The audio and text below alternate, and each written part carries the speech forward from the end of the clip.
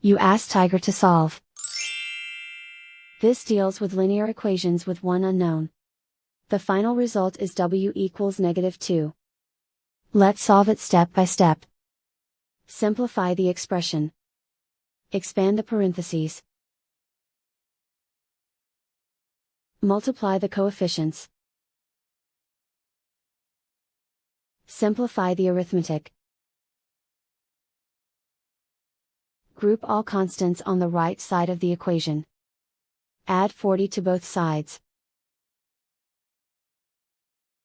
Simplify the arithmetic.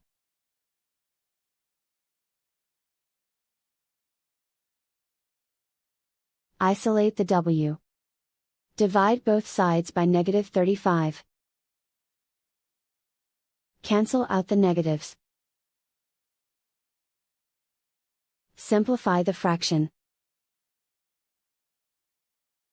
Move the negative sign from the denominator to the numerator. Find the greatest common factor of the numerator and denominator. Factor out and cancel the greatest common factor. And so the final result is w equals -2.